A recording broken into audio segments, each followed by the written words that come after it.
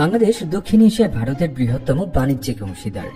যদিও ভারতের সঙ্গে বাংলাদেশের বাণিজ্য ঘাটতি রয়েছে, কিন্তু ভারতের অর্থনীতিও বাংলাদেশের উপর দারুণভাবে নির্ভরশীল। বাংলাদেশের সঙ্গে বাণিজ্যের হিসেব নিকেশ ভারতের অর্থনীতির উত্থান পতন অনেকাংশে প্রভাবিত করে। ভারতের শীর্ষ রপ্তানি বাজারের তালিকায় ৮ম স্থানে রয়েছে বাংলাদেশ। ভারতীয় সংবাদপত্র ইন্ডিয়ান এক্সপ্রেসের দেয়া তথ্য মতে ২০২৩-২৪ অর্থবছরে ভারত বাংলাদেশে ১,১০০ কোটি ডলার মূল্যের পণ্য বা সেবা রপ্তানি করেছে। এর মধ্যে দেশটি কেবল বিদ্যুৎই রপ্তানি করেছে ১০০ কোটি ডলারের বেশি মূল্যের, যা মোট রপ্তানির ৯.৩%। বিদ্যুৎ ছাড়াও ভারত গত অর্থবছরে বাংলাদেশে তুলা রপ্তানি করে ২৩৬ কোটি ৮৮ লাখ ডলার, জ্বালানি তেল, বিটুমিন ও অন্যান্য খনিজ পদার্থ রপ্তানি করে ২৩০ কোটি ৭৬ লাখ ডলার, রেল ও ইঞ্জিনের বিভিন্ন যন্ত্রাংশ রপ্তানি করে ৬০ কোটি ৩৪ লাখ ডলার এবং পারমাণবিক বিদ্যুৎ কেন্দ্রের যন্ত্রাংশ রপ্তানি করে ৫৪ কোটি ৪৪ লাখ ডলার আয় করেছে। এছাড়া ভারত বাংলাদেশে খাদ্যশস্য, চাল, চিনি ইত্যাদিও রপ্তানি করে। অর্থাৎ বাংলাদেশে পণ্য এবং সেবা রপ্তানি করে ভারত বিপুল পরিমাণ অর্থ আয় করে, যা তাদের জিডিপিতে গুরুত্বপূর্ণ ভূমিকা রাখে। বাংলাদেশের সঙ্গে বাণিজ্যের গুরুত্ব উপলব্ধি করা যায় ফেডারেশন অব ইন্ডিয়ান এক্সপোর্ট অর্গানাইজেশনের মহাপরিচালক অজয় সাহে এর কথায়।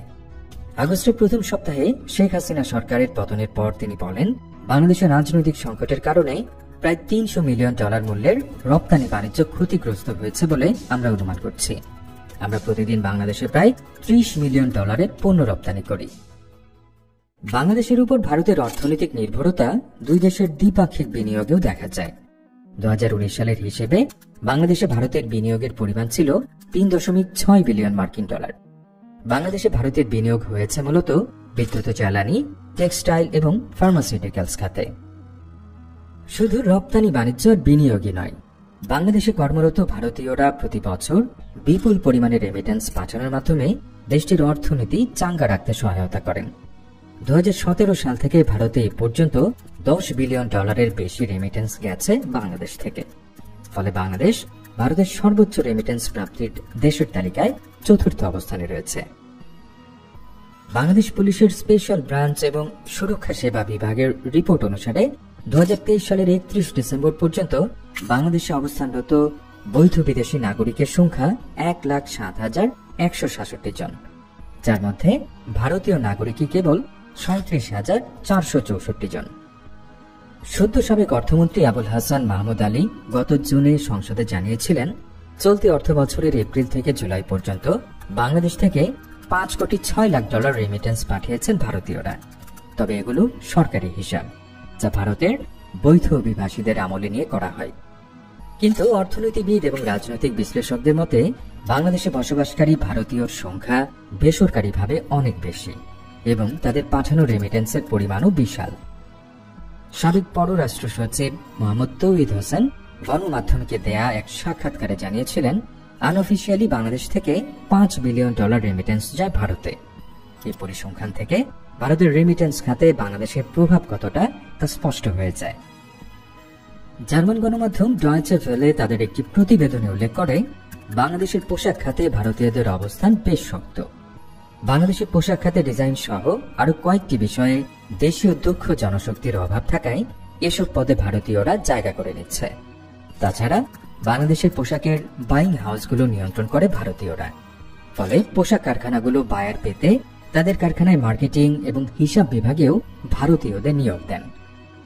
গার্মেন্টস সংশ্লিষ্টদের মতে বাংলাদেশের পোশাক কারখানাগুলোতে ১ লাখেরও বেশি ভারতীয় কাজ করেন। অন্যদিকে বাইং হাউসে এই সংখ্যা আরো অনেক বেশি। এর বাইরে বাংলাদেশের আইটি খাতেও ভারতীয়রা দাপটের সঙ্গে কাজ করছেন। এছাড়া আরো অনেক সেবা খাত, এমনকি বাংলাদেশের সংবাদ মাধ্যম, বিজ্ঞাপন, কনসালটেন্সি ইত্যাদি খাতেও অসংখ্য ভারতীয় কর্মী রয়েছেন। তাদের বেতনও অনেক বেশি। সব মিলিয়ে বাংলাদেশে কম করে হলেও ৫ লাখ ভারতীয় কাজ করেন বলে ধারণা করা হয়। ফলে ভারতীয়দের কর্মসংস্থানেও বাংলাদেশের অবিশ্বাস্য অবদান রয়েছে। দুঃখজনক ব্যাপার হলো, বাংলাদেশে কর্মরত অধিকাংশ ভারতীয়রই কোনো ওয়ার্ক পারমিট নেই। তারা ট্যুরিস্ট ভিসা কিংবা A3 ভিসা বা B ভিসায় বাংলাদেশে এসে কাজ করছেন। আর এসব ভিসায় যারা কাজ করেন তাদের রোজগারের পুরো অর্থই অবৈধ পথে বাংলাদেশের বাইরে চলে যায়। এদিকে ভারতের পর্যটন শিল্পকেও এক অর্থে বাঁচিয়ে রেখেছেন বাংলাদেশি পর্যটকরা। ভারতীয় সংবাদ মাধ্যম দ্য ইকোনমিক টাইমসের এক প্রতিবেদনে বলা হয়েছে, ভারতে যাওয়া বিদেশি পর্যটকদের প্রায় 1/4 বাংলাদেশি। পর্যটন সংশ্লিষ্টদের দেয়া তথ্য অনুযায়ী গত বছর ভারতে 92,30,000 পর্যটকের সমাগম হয়েছে। এতে দেশটির আয় হয়েছে 24,707 কোটি রুপি। এই পর্যটকদের মধ্যে শুধুমাত্র বাংলাদেশি পর্যটকই ছিল 22.5%। কোনো একক দেশ থেকে ভারতে সবচেয়ে বেশি পর্যটক যায় বাংলাদেশ থেকেই। চলতি বছরের জুলাই মাস থেকে বাংলাদেশে কোটা সংস্কার আন্দোলন, এরপর শেখ হাসিনা সরকারের পতনের পর বাংলাদেশে এখনো রাজনৈতিক অস্থিরতা বিরাজ করছে। এই অস্থিরতা ভারতের পর্যটন শিল্পে মারাত্মক প্রভাব ফেলেছে। সাময়িকভাবে বাংলাদেশ ভারত ফ্লাইট বিঘ্নিত হওয়ায় এবং মেডিকেল ভিসা বাদে বেশিরভাগ ভিসা স্থগিত হয়ে যাওয়ায় ভারতগামী বাংলাদেশের সংখ্যা 90% বেশি কমে গেছে।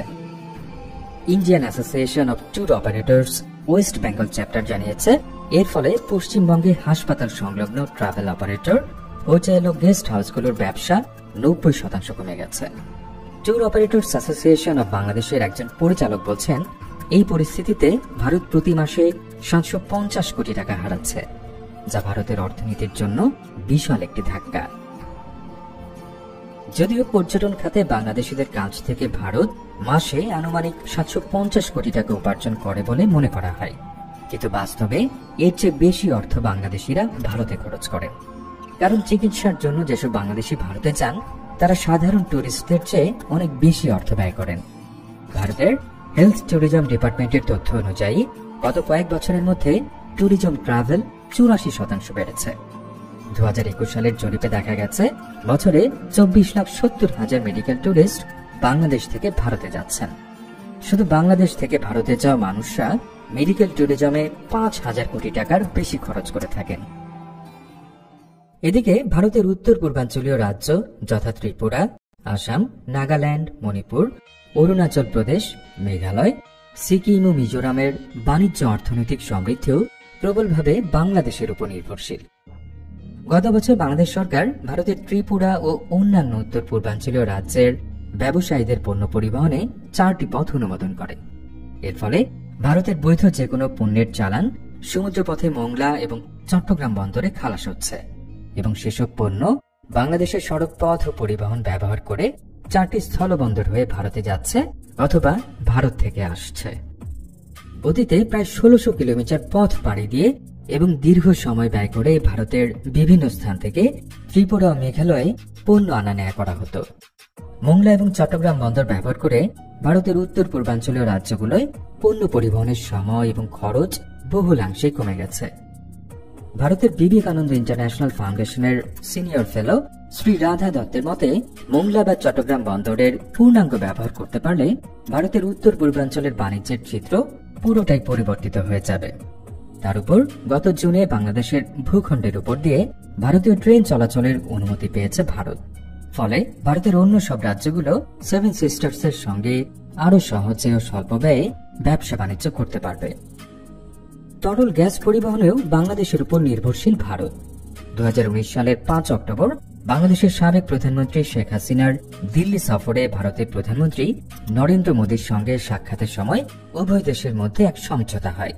সে অনুযায়ী বাংলাদেশ ত্রিপুরার ইন্ডিয়ান কর্পোরেশনে ওএনজিসির বিশালগড় বটলিং প্ল্যান্টে ট্যাঙ্কারে করে এলপিজি সরবরাহে সম্মত হয় এবং ইন্ডিয়ান অয়েল কর্পোরেশন বাংলাদেশের ব্যক্তি মালিকানাধীন ওমেরা, বেক্সিমকো ও বিএম এনার্জি পেট্রোলিয়ামের মাধ্যমে উত্তর পূর্বাঞ্চলের রাজ্যগুলোর জন্য এলপিজি আমদানি করতে শুরু করে।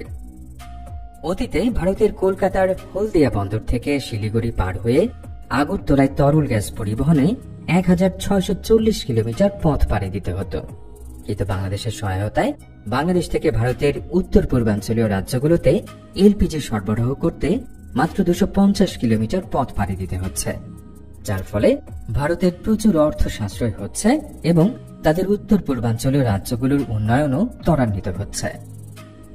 সব মিলে এক কথায় বলা যায়, বাংলাদেশের সঙ্গে দ্বিপাক্ষিক সম্পর্কের অবনতি হলে তার মারাত্মক প্রভাব পড়বে ভারতের অর্থনীতির উপর।